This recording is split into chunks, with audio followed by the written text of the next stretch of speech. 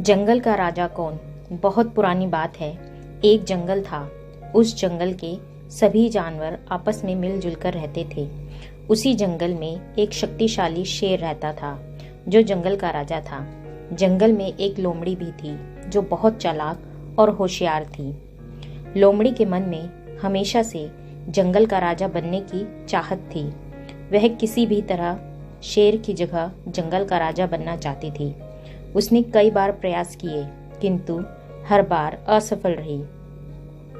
एक बार चालाक लोमड़ी ने सोचा, क्यों ना जंगल में भी चुनाव कराए जाएं। इसी बहाने मुझे राजा बनने का मौका मिल सकता है।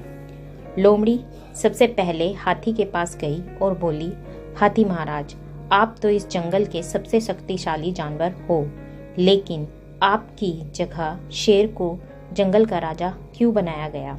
इस जंगल का राजा तो आपको होना चाहिए। हाथी को लोमड़ी की बात में दम लगा। हाथी बोला, यह तो सब ठीक है, लेकिन मैं जंगल का राजा बनूंगा कैसे? जंगल का राजा तो शेर है। लोमड़ी ने झट से जवाब दिया, हाथी महाराज, इस बार जंगल में चुनाव करवाए जाए। जिससे सबसे अधिक वोट मिलेंगे वह जंगल का राजा बन जाएगा। हाथी लोमड़ी की बात में आ गया और चुनाव के लिए तैयार हो गया। हाथी के बाद लोमड़ी जिराफ के पास गई। हाथी के बाद लोमड़ी जिराफ के पास गई और बोली, जिराफ भाई, इस जंगल में आप सबसे लंबे जानवर हैं, तो फिर शेर जंगल का राजा क्यों है? जिराफ भी लोमड़ी की बात में आ गया और जिराफ के दिल में भी जंगल का राजा बनने की तमन्ना आई। इसके बाद लोमड़ी चीता के पास गई और बोली, चीता भाई, तुम तो इस जंगल के सबसे तेज दौड़ने वाले जानवर हो, तो फिर इस शेर को जंगल का राजा क्यों कहा जाता है? इस जंगल का राजा तो तुम्हें ही होना चाहिए। अब चीता के दिल में भी जंगल का राजा बनने की इच्छा प्रबल हुई।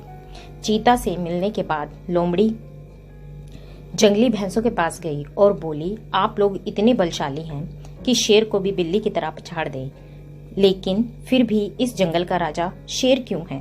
आप लोग तो झुंड में रहते हैं और आपका सामना शेर तो क्या, जंगल का कोई भी जानवर नहीं कर सकता।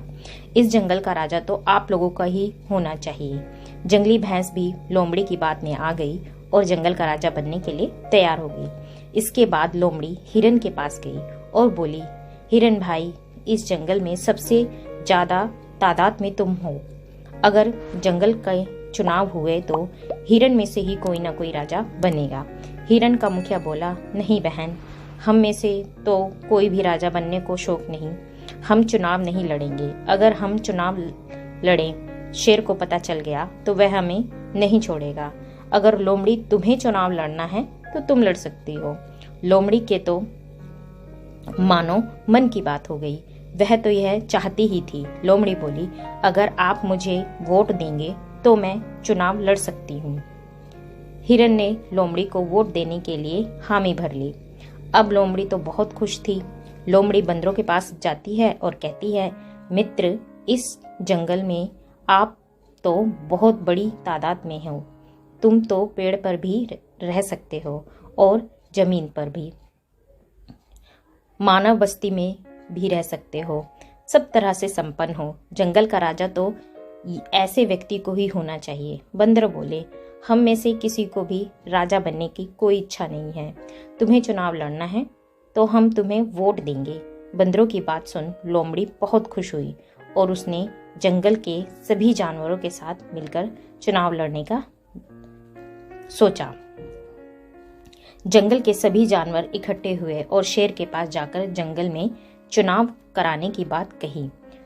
शुरू में तो शेर नाराज हुए, किंतु जंगल के सभी जानवरों के चुनाव कराने की बात पर तैयार हो गया। उसी समय शिकारियों का जंगल के जानवरों की घेर लिया। सारे जानवर शेर से कहते हैं, महाराज हमें बचाएं। शेर बोला, अब मैं इस जंगल का राजा नहीं हूँ। आप में से जो भी जंगल का राजा बनना चाहता है वह शिकारियों का सामना करे और उनमें से जानवरों की रक्षा करे। शिकारियों से लड़ने के लिए जंगल का कोई भी जानवर तैयार नहीं होता। तब शेर कहता है कि जिराफ, हाथी, गेंडा, चीता और लोमड़ी, तुम लोग जंगल का राजा बनना चाहते थे तो तुम्हें ही इनका सामना करना पड़ेगा। यह सुनकर सभी जानवर कहते हैं कि हमें इनसे लड़ने के सामर्थ नहीं है, जिगरा नहीं है कि हम इन शिकारियों का सामना कर सके। यह काम तो शेर ही कर सकते हैं। वे लोग राजा बनना जितना आसान समझते थे इतना आसान नहीं है। राजा की जवाबदेही संभाल कर हर किसी के बस की बात नहीं है। जंगल के सभी जानवरों के आग्रह पर शेर शिकारियों से जाकर भिड़ गया। शेर के हमले से डरकर सारे शिकारी भाग खड़े हुए। अब जंगल के सारे जानवरों को समझ में आ गया क्यों शेर को जंगल का राजा कहा जाता है। जंगल के सारे जानवरों को अपनी गलती का एहसास हुआ और शेर के आग्रह पर जंगल के चुनाव हुए, किंतु जंगल के सारे वोट शेर को ही मिले। इस प्रकार शेर जंगल का राजा बन गया।